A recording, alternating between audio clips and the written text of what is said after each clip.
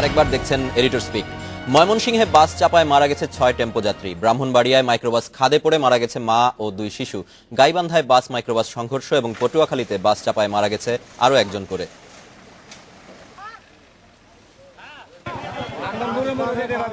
ময়মনসিংহ শহরের দিগারকান্দা থেকে ৮ থেকে ৯ জন যাত্রী নিয়ে শহরতলির রহমতপুরে যাচ্ছিল টেম্পোটি, আর ঢাকা থেকে মুক্তাগাছার দিকে যাচ্ছিল রিফাত পরিবহনের বাসটি।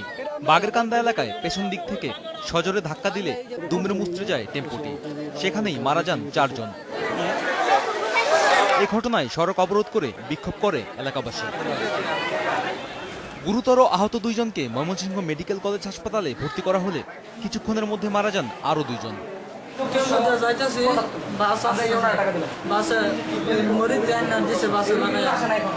মর্মান্তিক আরেক দুর্ঘটনা ঘটে ব্রাহ্মণবাড়িয়ায়।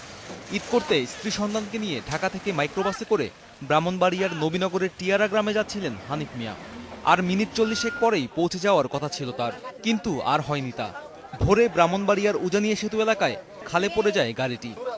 সেখানেই মারা যায় ৭ বছরের যমজ নীরব ও সৌরভ। মারা যান তাদের মা রুবিনা আক্তার। হঠাৎ এদিকে দুবার মাঝখানে নামাই দিছে ওরা একটা বাচ্চা আমার কুলো আসলে কুলোর বাচ্চা গ্লাসটা ভেঙে আমি বাচ্চারা নিয়ে বুঝে নাইছি আমার কাছে গেছি। গাইবান্ধার গোবিন্দগঞ্জে যাত্রীবাহী বাস ও মাইক্রোবাসের সংঘর্ষ হলে মারা যায় ১ জন, আহত হয় আরও ১০ জন। পটুয়াখালীর টোল প্লাজায় বাস চাপায় মারা যায় আরও ১ জন। তৌহিদুল ইসলাম, ইন্ডিপেন্ডেন্ট নিউজ।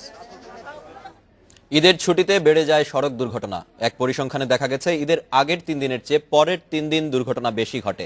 মহাসড়কগুলোতে এমন ২০৯টি এলাকা চিহ্নিত করে ঠিক করার পরামর্শ দিয়েছিল বুয়েট। এর মধ্যে ১১টি স্পট ঠিক করে ফলও পাওয়া গেছে। প্রকৌশল বিশ্ববিদ্যালয়ের অ্যাক্সিডেন্ট রিসার্চ ইনস্টিটিউটের পরিসংখ্যান বলছে ২১,০০০ কিলোমিটার মহাসড়কের ২০৯টি স্পটের মাত্র ৫৭ কিলোমিটার এলাকাতেই সবচেয়ে বেশি দুর্ঘটনা ঘটে। পরিসংখ্যান আরও বলছে ঈদের আগের ৩ দিনের চেয়ে পরের ৩ দিন এই দুর্ঘটনা বেশি ঘটে। আমরা ২০৯টা ব্ল্যাক স্পট সরকারকে দিই। এর মধ্যে মূলত বাংলাদেশের 57 কিলোমিটার এটা সবচেয়ে ঝুঁকিপূর্ণ এলাকা। এসব স্পটের মধ্যে ঢাকা আরিচা মহাসড়কের ১১টি স্পট ঠিক করা হয়েছে, আর তাতেই ওই সড়কে দুর্ঘটনার পরিমাণ ৪ ভাগে ৩ ভাগ কমে গেছে। ঢাকা আরিচা সহ কেরানীহাট বান্দরবান যেখানে দুর্ঘটনা প্রতিদিন ছিল সেখানে এখন দুর্ঘটনা হয় না, কমেছেও অনেক জায়গায়। পরিসংখ্যানে দেখা গেছে সড়ক দুর্ঘটনার ৩৪% বাস দুর্ঘটনা, তারপরেই মোটরসাইকেল দুর্ঘটনা প্রায় ১৪%। দেখা গেছে বেশিরভাগ দুর্ঘটনা ঘটে বাসের মুখোমুখি সংঘর্ষের কারণে। যে সমস্ত কারণে ঝুঁকি নেই মানুষ, এই ঝুঁকিগুলি নিয়ন্ত্রণ করার জন্য প্রতিটা টার্মিনালে যে মানুষ ঝুঁকিতে না নিতে পারে এই জন্য পদক্ষেপ নেওয়া সরকারি। হয়তো আমাদের দেশে মনিটরিং সেল আছে, কিন্তু এটা কার্যকরী না, পুরোপুরি কার্যকরী করা। এবং যে সমস্ত জায়গাগুলি অ্যাক্সিডেন্ট প্রোন এবং বেশি অ্যাক্সিডেন্ট হয় এগুলিকে বেশি সতর্কতার মধ্যে নিয়ে আসা। সবচেয়ে বেশি দুর্ঘটনা ঘটে ময়মনসিংহ জেলায়, তারপরেই আছে চট্টগ্রাম, ফরিদপুর, ঢাকা ও সিরাজগঞ্জের নাম। Asif Mahmud, independent news, Dhaka. এবারে যাচ্ছি ৪০ সেকেন্ডের বিরতিতে, সঙ্গেই থাকুন। ফিরে এসে থাকছে দুর্ঘটনা বিষয়ে বিশেষজ্ঞের সঙ্গে আলোচনা।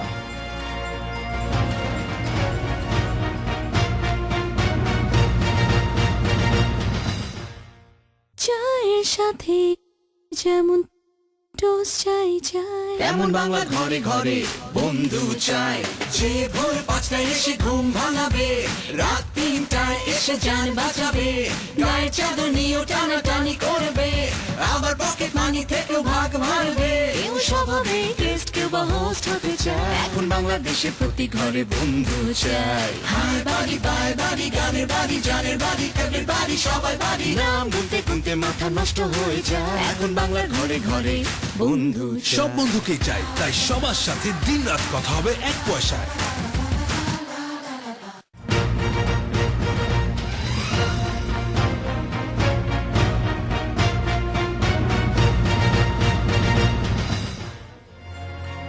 ঈদের আগেও পরে দুর্ঘটনায় মৃত্যুর বিষয়ে আমাদের সঙ্গে আলোচনা করতে যোগ দিচ্ছেন বুয়েটের দুর্ঘটনা গবেষণা ইনস্টিটিউটের সাবেক পরিচালক এবং পুরকৌশল বিভাগের অধ্যাপক শামসুল হক।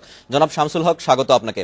গত ২ দিনে দুর্ঘটনায় অন্তত ২৫ জনের মৃত্যুর খবর আমরা জেনেছি। বুয়েটের গবেষণা বলছে যে ঈদের পরে, ঈদের আগের চেয়ে দুর্ঘটনা আরো বাড়ে।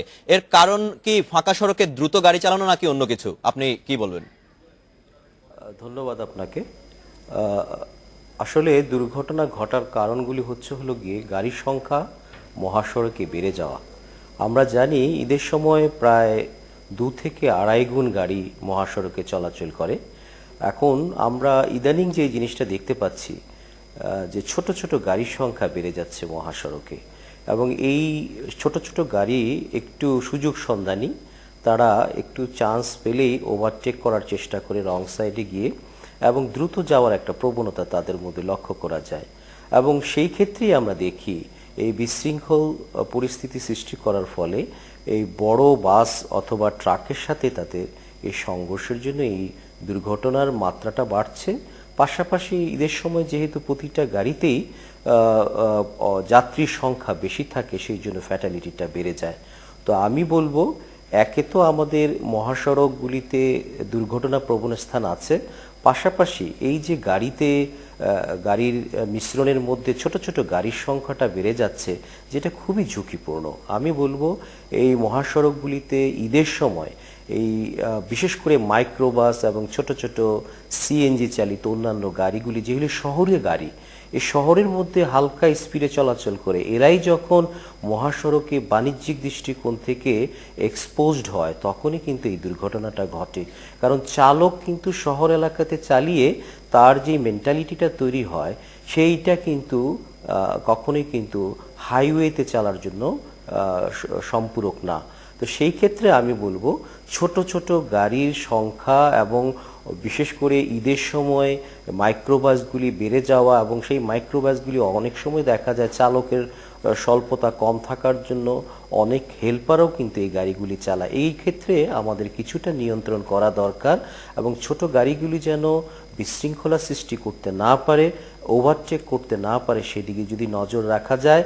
পাশাপাশি আমাদের মহাসড়কগুলিতে যেই দুর্ঘটনা প্রবণ স্থানগুলি আছে, বিশেষ করে বাঁকের মধ্যে, জাংশনে, হাট বাজারের আশেপাশে, সেগুলিকে যদি আমরা ট্রিটমেন্ট করি যথাযথভাবে, তাহলে আমরা হয়তো এই ধরনের দুর্ঘটনার পুনরাবৃত্তি ঠেকাতে পারব। জনাব শামসুল হক, আমরা অনেক দেশেই দেখি এবং আমাদের এখানেও কোনো কোনো জায়গায় দেখেছি যে মহাসড়কে যদি ছোট গাড়িগুলো চলাচল করেও সেক্ষেত্রে আলাদা লেনের ব্যবস্থা করে দেওয়া হয়, হয়তো রোড ডিভাইডার সেই ক্ষেত্রে থাকে, কিন্তু আমাদের দেশে এই ধরনের কোনো কিছু নেই বা থাকলেও তো কার্যকর না। এটি কি একটা অন্যতম কারণ হিসেবে ভাবছেন আপনি? আপনি চমৎকারই বলেছেন। মহাসড়কে কিন্তু সবসময় দ্বিস্তর বিশিষ্ট রাস্তা হতে হয়, কারণ মহাসড়কে দ্রুতগতির বাণিজ্যিক বড় গাড়িগুলি থাকবে মাঝখানে, এবং তার পাশে সমান্তরাল চলবে হলো স্থানীয় গাড়ি এবং অন্যান্য ছোট ছোট গাড়িগুলি। দুর্ভাগ্যজনক হলো সত্যি, আমাদের রাস্তা 4 লেন হচ্ছে, কিছু কিছু 6 লেনেরও আছে, কিন্তু আমরা এক স্তর বিশিষ্ট মহাসড়ক রেখেই আমরা পরিকল্পনা করি। আমরা মনে হয় এখানে একটা পরিকল্পনার মধ্যেই ত্রুটি রয়ে গেছে। এটা ধীরে ধীরে আমাদের 2 স্তর বিশিষ্ট দ্রুতগতি এবং সমগতি, পাশেরটাও আমি স্থির গতি অথবা স্লো গতি এবং কিন্তু সমগতি, এইভাবে যদি আমরা আনতে পারি 2 স্তর বিশিষ্ট, মাঝখানে ডিভাইডার না দিয়ে বরঞ্চ মাঝখানের 2 লেনের পাশে 2টা ডিভাইডার দিয়ে আমি যদি অ্যাক্সেস কন্ট্রোল রাস্তা তৈরি করতে পারি, তাহলে সংজ্ঞা অনুযায়ী সেটাই হবে মহাসড়ক। এবং মহাসড়কের নামই হলো, একটা দিবে মোবিলিটি, আরেকটা দিবে অ্যাক্সেসিবিলিটি। আমাদের দেশে সেই ধরনের। আপনাকে আরেকটি প্রশ্ন আমি করতে যাচ্ছিলাম। আমরা এর আগের যে সংবাদটি আমাদের সহকর্মী বলছিলেন, সেটিতে আমরা শুনছিলাম যে 209টি জায়গা চিহ্নিত করে দেওয়া হয়েছে বুয়েটের পক্ষ থেকে, সেটির মাত্র 11টিতে কাজ হয়েছে। কি ধরনের কাজ হয়েছে এবং বাকি যেই প্রায় 200-র মতো স্পটে কাজ হয়নি, সেটি আসলে কেন হচ্ছে না?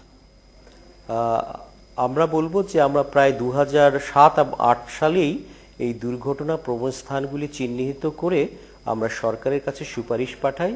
তার মধ্যে বেশিরভাগই ছিল সড়কের বাঁক, তীক্ষ্ণ বাঁক। এই বাঁকগুলিতে দেখা যায় বিপরীত দিক থেকে কে আসছে অথবা কে ওভারটেক করছে ঝুঁকিপূর্ণভাবে, সেগুলিকে দেখা যায় না, যেই কারণে দেখা যায় অনেক বড় বড় দুর্ঘটনা আমাদের বাঁকের মধ্যে ঘটে যাচ্ছে। আমাদের কথা ছিল মাত্র 4% রাস্তার মধ্যে 35% দুর্ঘটনা যেহেতু ঘটে, পুরো পৃথিবীতেই একটা বিজ্ঞান ভিত্তিক প্রতিরোধ ব্যবস্থা হলো যেটা আমরা জানি যেই জায়গাটায় অ্যাটাক করলে পরে আমি দুর্ঘটনা কমাতে পারবো, সেই ধরনের কিন্তু প্রক্রিয়াটাই সরকারকে প্রথমে নিতে হয়। কিন্তু আমি জানি না 2007 সাল থেকে বলতে বলতে ইভেনচুয়ালি মিশিক মনির মারা গেলেন, সেই বাঁকে 11 জন পুলিশ মারা গেলেন ওসিন্দিতে, তারপরে হলো গিয়ে জোকাতে সেই জায়গায় 2 সচিব মারা গেলেন। এরপরে অনেক কি যা মৃত্যুর বিনিময়ে পরবর্তীতে দেখা গেল যে না ঠিক আছে কিছু করি, রিয়েক্টিভ 11টা মাত্র বাকি। অর্থাৎ আমাদের এখানে মানসিকতাটাই নাই যে আমি সড়ক বানানোর সাথে সাথে সেই সড়কটা যেন নিরাপদ হয়, সেই নিরাপদ করার জন্য কিন্তু বিনিয়োগ কিছু দরকার। এবং সর্বোপরি প্রথমেই কিন্তু বানানোর সময় কিন্তু একটা যদি অডিট করে নেওয়া যেত, এবং এটাই কিন্তু বিজ্ঞানসম্মত একটা প্রক্রিয়া যে রাস্তাটার মধ্যে কোনো দুর্ঘটনা প্রবণ স্থান আছে কি না এটা একটা সেফটি অডিট করলেই কিন্তু বের হয়ে আসে।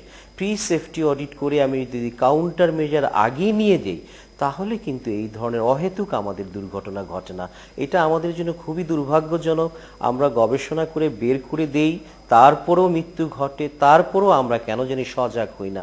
এই ধরনের মানসিকতা আমাদের দিন দিন চেঞ্জ করতে হবে, কারণ সারা দেশেই এই ধরনের 11টা কেন আরও প্রায় 209টা না 219টার মতো এরকম দুর্ঘটনা। জনাব শামসুল হক, আপনাকে অনেক ধন্যবাদ। কথা বলছিলাম বুয়েটের দুর্ঘটনা গবেষণা ইনস্টিটিউটের সাবেক পরিচালক এবং পুরকৌশল বিভাগের অধ্যাপক শামসুল হকের সঙ্গে। এবার নিচ্ছি এডিটর স্পিকে আরেকটি বিরতি, সাথেই থাকুন।